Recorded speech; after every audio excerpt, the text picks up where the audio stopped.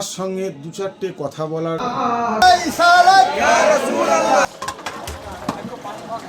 বাজারের একদম তোমার রান্নাঘরের। নমস্কার জানাই আমার সকল দর্শকবিন্দুদের, আশা করি আপনারা সবাই ভালো আছেন। এর আগের ভিডিওতে আপনারা দেখেছিলেন মাজারে আমি এসেছি এবং কিভাবে এসেছি সেই ভিডিওর আপনারা দেখেছেন এবং মাজারে এসে মাওলানা সাহেবের বক্তব্য পর্যন্ত আপনারা শুনেছেন।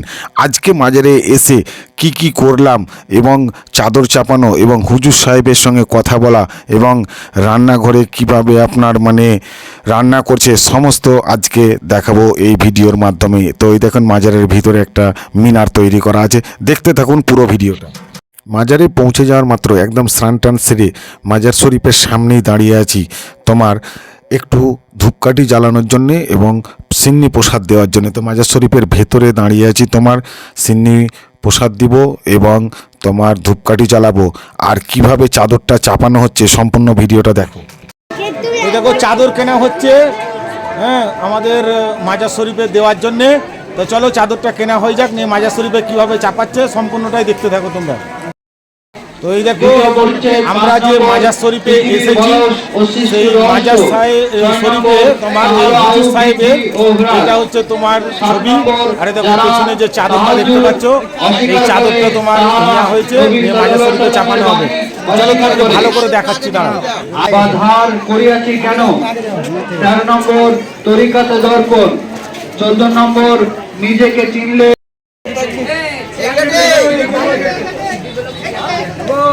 নারায়ে তাকবীর, নারায়ে তাকবীর, নারায়ে ইসালাত, ইয়া রাসূলুল্লাহ, নারায়ে হায়দারি, ইয়া আলী, নারায়ে হায়দারি, ইয়া আলী।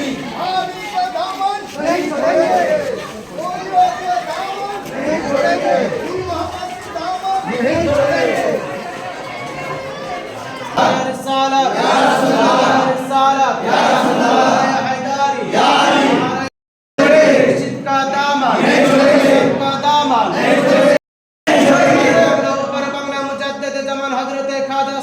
मोहम्मद मंसूर आली आल गुल मोहम्मद चिश्ती जिंदाबाद। बांग्ला ऊपर बांग्ला मुजद्दिद जमान हजरत ख्वाजा शाह सूफी मोहम्मद मंसूर आली आल गुल मोहम्मद चिश्ती जिंदाबाद। नारे तकबीर, अल्लाहु अकबर, रिसालत, या रसूलल्लाह। आमीन अल्लाहुम्मा आमीन। अल्लाहुम्मा आमीन। सैयदना साफिर नबीना मोहम्मद व सल्लल्लाहु अलैहि वसल्लम के वास्ते मुश्किल में हुआ हूं मैं, सिर्फ मुश्किल में आ लिया हजरत हसन बसरी তোমার বন্ধু ওর আল্লাহ ভক্ত বৃন্দ যা আশা যে উদ্দেশ্য নিয়ে চাদর মোবারক চাপিয়েছে মাওলা, তাদের আশাকে আল্লাহ তুমি পরিপূর্ণ করে দাও মাওলা, তাদের মনের বাসনাকে আল্লাহ তুমি পূর্ণ করে দাও মাওলা। আল্লাহ পাক আল্লাহ তাআলা হাত তুলেছেন, আমাদের হাতের দোয়াকে তোমার হাবিবুল্লাহ রওজা শরীফের মধ্যে পৌঁছায় দাও মাওলা। পাক পাঞ্জাতুন রাসূল আয় আল্লাহ। তো মাজারের সামনেই কিছু মেলা বসানো হয়েছে, খুব সুন্দর লাগছিল তোমার। আর এ দেখো এইগুলো হচ্ছে সব মোরব্বার দোকানটা কিন্তু খুব সুন্দর লেগেছে আমাকে। কাকে কাকে ভালো লেগেছে এই মোরব্বাগুলো বা কে কে খেয়েছো আমাকে কিন্তু অবশ্যই কিন্তু কমেন্ট করে জানাবে। মোরব্বাগুলো আমিও নিয়ে এসেছিলাম বাড়ির জন্যে, আমাকে কিন্তু খুব ভালো লেগেছিল। তো একদম পৌঁছে গেলাম যেখানে খাওয়া দাওয়ার ব্যবস্থা আছে সেইখানে। তো দেখতে থাকো। তা এ দেখো যে রান্নার যে জায়গাটা, সেই জায়গাটা মাজার থেকে একটু দূরে। এই জায়গাটার নাম হচ্ছে তোমার বাগান বাড়ি। তো এই বাগান বাড়ির ভেতরেই তোমার রান্না হয় এবং খাওয়া দাওয়ার ব্যবস্থা চলে। কোন ভোর থেকে তারা রান্নার যে কর্মীরা তারা কিন্তু রান্না করতে লেগেছে এবং বাগান বাড়িটা এত বড়, একসঙ্গে অনেকজন লোক বসে তোমার খেতে পারবে বা অনেকজনের তোমার রান্না হতে পারবে। এদের সঙ্গে সমস্ত কথাবার্তা বলেছি। আর এই যে তোমার দেখতে পাচ্ছ এই যে স্টক রুম, এগুলো কিন্তু সম্পূর্ণ দান করে গেছে। তোমাদের মতন সমস্ত ব্যক্তিরা এখানে যারা যারা মাজার শরীফে গেছে তারাই কিন্তু দান করে গেছে। আলু সমস্ত কিছু তোমার পুরো মাজারটা কিন্তু দানের উপরেই চলে। আর এই যে তোমার দেখতে পাচ্ছ যে রান্নার যে জায়গাটাতে পাশেই কিন্তু তোমার খাওয়ানোর ব্যবস্থা হয়। দেখো এখানে তোমার রান্না চলছে আর ওই পাশেই তোমার খাওয়ানো হবে। তো রান্না অলরেডি অনেকটাই হয়ে গেছে, তার কারণ আমি অনেক দেরি করে সেই জায়গাতে পৌঁছেছিলাম বলে কিন্তু একদম খাবারের টাইম বলে কিন্তু রান্না অনেকটাই হয়ে গেছিলো। তাই দেখো রান্নাগুলো স্টক হয়ে গেছে। তো তো এবার লোকজন খাওয়ানোর অপেক্ষা, তার কারণের জন্য একদম ওদের স্টক রেডি হয়ে গেছে। আর ওদের সঙ্গে কথাবার্তা বলেছি, খুবই ভালো লাগছে ওদের সঙ্গে কথা বলতে। পুরো ভিডিওটা দেখো, তাহলেই জানতে পারবে কি কি আছে। বাজারের একদম তোমার রান্নাঘরের ভিতরে পৌঁছে গেলাম। আর এ দেখো, এই যে রান্নার যে কর্মীগুলো, তাদেরকে জিজ্ঞাসা করব তারা কোথা থেকে এসছে এবং প্রত্যেক বছর আসে কিনা। তো চলো তাদেরকে জিজ্ঞাসা গিয়ে করি। এই যে রান্না হচ্ছে মাজারের, তা আপনি কোথা থেকে এসেছেন? আমি চাকদা থেকে, নদিয়া চাকদা থেকে এসেছি। নদিয়া চাকদা থেকে এসেছেন? প্রত্যেক বছরই কি আসেন? হ্যাঁ, আমরা প্রত্যেক বছরই আসি। আচ্ছা, এসে কেমন লাগছে আপনাকে এখানে? আমাদের তো খুবই ভালো লাগে। আচ্ছা, এই যে রান্না যে হচ্ছে, আজকে কত লোক মোটামুটি খাবে এখানে? অন্তপক্ষে 60,000 থেকে 70,000। আচ্ছা, এটা কি খালি আপনার দিনের বেলাতেই খাবে না রাত্রেও খাবে? রাত্রেবেলা খাবে, দিনের বেলাতেও খাবে। আচ্ছা, দিনে কত লোক খাবে মোটামুটি? দিনে কত 30-35,000 লোক খাবে। আর রাত্রে? রাত্রে ওই 60-65,000 লোক সবাই খাবে। আচ্ছা, এই মাজারে বছরে কবার করে অনুষ্ঠান হয়? বছরে 2বার হয়। আচ্ছা, এই সময়টা একটু যদি বলেন। এইটা ফাল্গুনের হচ্ছে, ফাল্গুন মাসের আজকে 11 তারিখ। আর এর পরবর্তী দিনে অনুষ্ঠান কবে হয়? 5ই জ্যৈষ্ঠ। 5ই জ্যৈষ্ঠ। আচ্ছা, এই যে আপনার অনুষ্ঠানটা আজকে, সেম জিনিস কি তখনও হয়? হ্যাঁ, সেম জিনিস হয়ে যায়। এই কখনো- খাওয়া দাওয়া মানুষের যেভাবে আপ্যায়ন হয়, একই আপ্যায়ন হয়। একদম রান্নাঘরের ভিতরে আমি রান্নার কর্মীদিকে কথা বললাম। আর আরেকটা তোমাদিকে জানানোর যেটা জরুরি কথা, সেটা হচ্ছে এই দাদার সঙ্গে কথাবার্তা বলবো। বছরে তো 2বার অনুষ্ঠান হয় এখানে, তাছাড়াও প্রত্যেক মাসে যে অনুষ্ঠানটা হয়, কবে হয়, কিবার হয়, কখন হয়, কত লোক আসে, সমস্ত কথা এই দাদার কাছ থেকে জেনে নেব। এই দাদা, বছরে যে অনুষ্ঠান হয় 2বার, তারপরেও বলছেন এখানে হয়, একটু ব্যাপারটা খুলে যদি বলেন। প্রতি মাসের দ্বিতীয় রবিবারে একটা অনুষ্ঠান হয়, প্রত্যেক মাসে। আচ্ছা, বুঝতে পেরেছেন? প্রত্যেক মাসের দ্বিতীয় রবিবারে এখানে অনুষ্ঠান ওটা হয়। বাংলা মাসে হয় না ইংরেজি হ্যাঁ, মাসে? বাংলা মাসে। বাংলা মাসে হ্যাঁ। প্রত্যেক রবিবার, প্রতি রবিবার, দ্বিতীয় রবিবার। দ্বিতীয় রবিবার। হ্যাঁ। আচ্ছা, ওই দ্বিতীয় রবিবার কি এরকমই ধরনের মানে না, বাইরে থেকে লোক আসে? 1,500-2,000 লোক হয়। বাইরে থেকেও তো হ্যাঁ, লোক আসে? বাইরে থেকে প্রচুর, বাইরে থেকে লোক আসে, দূর দূরান্ত বাইরে থেকে লোক আসে। হ্যাঁ। আচ্ছা, সেই দিন মোটামুটি যে 1,500 থেকে 2,000 লোক হয়, ওনাদের থাকার বা খাওয়ার ব্যবস্থা কি থাকে? এখানেই থাকে, এখানেই হ্যাঁ, থাকে? এখানেই সুব্যবস্থা থাকে। আচ্ছা, আপনি কোথা থেকে এসেছেন? আমি মিত্রপুর থেকে এসেছি। আমার গ্রামে হচ্ছে নদিয়া অঞ্চলের, আমি হচ্ছে থানা হচ্ছে হরিণঘাটা। আচ্ছা, আমি ওখান থেকে এসেছি। আমি এখানে মেন কি- রান্নিতে আছি। প্রত্যেক বছরই কি এখানে আসেন? হ্যাঁ, আমি প্রত্যেক বছরে আমি মেন রান্নিতে আছি। কেমন লাগছে আপনাকে এখানে এসে? আমার এখানে খুবই ভালো লাগে। পীর সাহেবের দরবারে আসতে পারতে অবশ্যই ভালো লাগবে ভাই। পরবর্তী দিনে কি আসতে চান? অবশ্যই অবশ্যই, আমাদের করতে তো হবেই।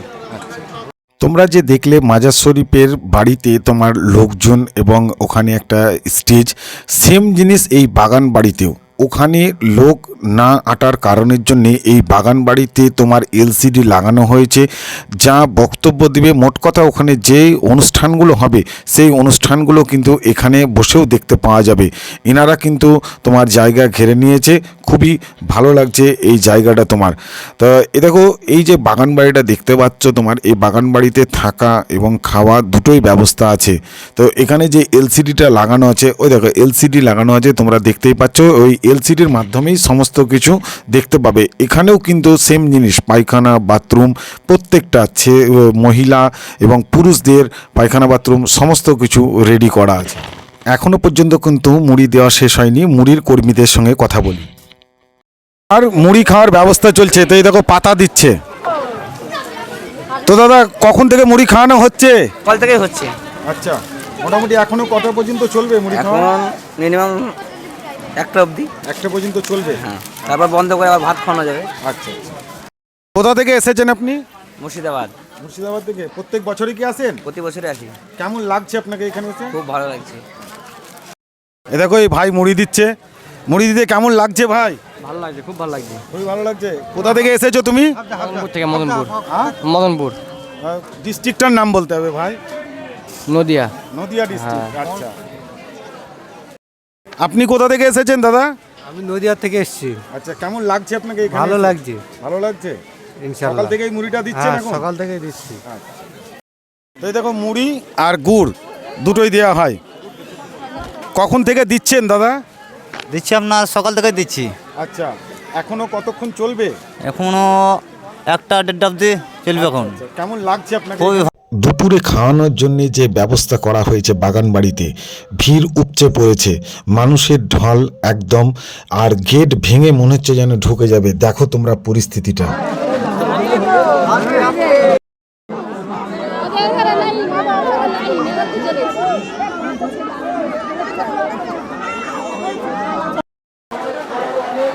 দুপুরে খাওয়ানোর ব্যবস্থা ছিল ডাল, ভাত, তরকারি, তো সমস্ত কিছুই খুব ভালো লাগলো।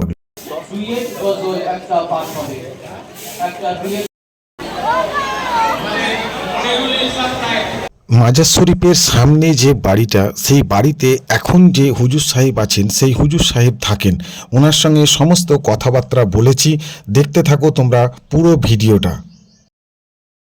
তোমরা তো দেখলে যে বড় বেলুনের মাজার শরীফ কিভাবে এসে পৌঁছালাম, আর পৌঁছানোর পরে কার কার সঙ্গে কথা বললাম, এবং মাজার শরীফে চাদর চাপানো হয় কিভাবে, সেটাও তোমরা দেখলে। সকাল থেকে তোমাদেরকে সমস্তটাই দেখিয়েছি। আর এখন যেটা মূল কারণ, সেটা আমাদের হুজুর সাহেব এখন আছেন, ওনার সঙ্গে 2-4টে কথা বলার জন্যে একটু চেষ্টা করছিলাম। কিন্তু এই যে তোমরা দেখতে পেলে যে বাড়িটাতে ঢুকলাম, এই হুজুর সাহেব এই বাড়িতে থাকে, উনি কিন্তু এখন অসুস্থ। তবু আমি চেষ্টা করছি 1-2 কথা বলার জন্যে, হুজুর সাহেব কেমন আছে আর তোমাদের উদ্দেশ্যে কিছু বলতে চাই কিনা। তো চলো হুজুর সাহেবের সঙ্গে কথাবার্তা গিয়ে বলি। বাবা কেমন আছেন এখন বলুন? হ্যাঁ ভালো, একটু শরীরটা অসুবিধা আছে, শরীরটা একটু খারাপ আছে। হ্যাঁ। আচ্ছা বাবা, এই বড় বেলুন আসতে তো মানুষ সবাই চাইছে এখন, হ্যাঁ। তা এখন বছরে আপনার কবার অনুষ্ঠান হয় বাবা? বছরে 2বার মেন অনুষ্ঠান হয়। হ্যাঁ, একবার হচ্ছে 11ই ফাল্গুন, আর একবার হচ্ছে 5ই জ্যৈষ্ঠ। হ্যাঁ, আর তাছাড়া মাসে মাসে প্রত্যেক বাংলা মাসের 2য় রবিবার অনুষ্ঠান হয়ে থাকে। আচ্ছা, সেই দিন কি বাবা এলে কি আপনাকে দেখা পাবে? সেই যে মাসের যে 2য় রবিবার? হ্যাঁ, সেদিন এলে আমার সঙ্গে দেখা হবে। আচ্ছা, এছাড়াও যদি দেখা গেল কোনো মানুষ যদি চলে যেতে আসে বাবা আপনার সঙ্গে একটু দেখা করার জন্যে, তাহলে কি দেখা পেতে পারে? না, আমার ফোন করে আসতে হবে, তা নাহলে তো আমি বাইরে চলে যাব। আচ্ছা বাবা, তাহলে কি আপনি বাইরে যান, বিভিন্ন রকম কাজে থাকেন? না, বিভিন্ন রকম কাজে নয়, এই ধর্মীয় কাজেই। হ্যাঁ, এই ধর্মীয় কাজেই। যে আপনার মানে যেটা মাজার শরীফটা দেখলাম, সেই মাজার শরীফের উদ্দেশ্যে কালেকশানে কি আপনি বেরিয়ে যান? হ্যাঁ, যাই। সেই সব কারণের জন্যে প্রত্যেক মাসের 2য় রবিবার দিন ধার্য করা হয়েছে, যাতে করে আপনাকে সবাই এসে দেখা করতে পারে। আচ্ছা বাবা, সবারই উদ্দেশ্যে একটু যদি কথা যদি বলেন। আমাদের যেমন অনুষ্ঠানটা হচ্ছে পাঞ্জাতন মানে 5টা দেহ। আসল উদ্দেশ্য এই যে সর্বধর্ম সমন্বয় কেউ করতে পারে না।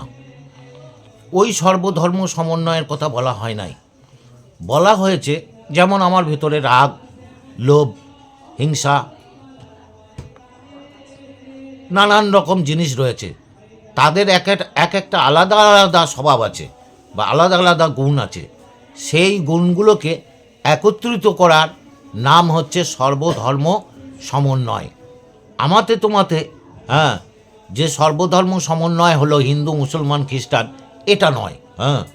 এটা হচ্ছে মানুষের স্বভাব নিয়ে সর্বধর্ম সমন্বয়। আমার রাগ আছে, তার একটা স্বভাব আছে, সেই স্বভাবটাকে কি করে আমাকে ঠিক করতে হবে, সৎ পথে চালাতে হবে বা সঠিকভাবে তাকে নির্ণয় করতে হবে। অতিরিক্ত রেগে গেলেও হবে না, আর কম রেগে গেলেও হবে না। তো এইভাবে সর্বধর্ম সমন্বয় আমাদের 11ই ফাল্গুন হয়ে থাকে। এইটুকুই বললাম, আর বলছি না। আজকে কিন্তু এখানে পৌঁছানোর যে মূল কারণ, সেই মূল কারণ হচ্ছে এই দেখো, এই যে আমার দাদা দাঁড়িয়ে আছে, এই দাদার রেফারেন্সেই কিন্তু আজকে এই জায়গা আমি পৌঁছাতে পেরেছিলাম। তো আমাকে এই জায়গা পৌঁছে কিন্তু খুবই ভালো লেগেছে। তোমরাও আসো, তোমাদেরকেও ভালো লাগবে। তো আজকের ভিডিও এই পর্যন্তই। পরবর্তী ভিডিওতে আবার দেখা হচ্ছে তোমাদের সঙ্গে। তোমরা নতুন জায়গায় নতুন ভিডিও দেখতে পাবে। আমার চ্যানেলটা সাবস্ক্রাইব করে রাখো অবশ্যই। তোমার সেই লিপিবদ্ধ জিনিসগুলো তার আশা ছিল তার জীবনকালে জীবিত অবস্থার মধ্যেই একটা পত্রিকা রূপে তিনি বার করে আমাদের পাথর হিসাবে রেখে যাবেন, কিন্তু সেটা সম্ভব হয়নি। তিনি রওজা মোবারকে সাহিত্য আছেন, পর্দায় আছেন। তাই বর্তমান হুজুর পাক হযরত খাজা রহিম চিশতি সেই জিনিসগুলো বিভিন্ন জায়গা থেকে, বিভিন্ন পত্রিকার ডায়েরি থেকে কালেক্ট করে আমার হুজুর খাজা গুল মোহাম্মদ চিশতি যে মনের বাসনা ছিল সেটাকে পূর্ণ করেছেন এবং তিনি একটা বই হিসাবে ছাপিয়ে দিয়েছেন। আপনাদের কাছে অনুরোধ, আপনারা এই বইটা আমাদের পত্রিকার দোকানে, বইয়ের দোকানে পাওয়া যাচ্ছে, প্লিজ সংগ্রহ করবেন। যারা বায়াত হয়েছেন কিছু পাওয়ার আশায়, জীবনটাকে সেই জায়গায় নিয়ে যাওয়ার আশায়, এই সমস্ত জিনিসগুলো আপনাদের অনেক উপকারে আসবে। একটি পত্রিকা, একটি বই অনেক কষ্ট করে উনি ছাপিয়েছেন। তার বর্তমান যে বাজার দর, তার প্রেক্ষিতে 70 টাকা মূল্য ধার্য করা হয়েছে। আপনারা দয়া করে যাদের সামর্থ্য আছে, যাদের ইচ্ছা আছে, সামর্থ্য থাকলেই শুধু হয় না, মনের গভীরে একটা ইচ্ছা থাকতে হয়। একটি করে বই যাওয়ার আগে এখান থেকে বাড়িতে নিয়ে যাবেন। ধন্যবাদ।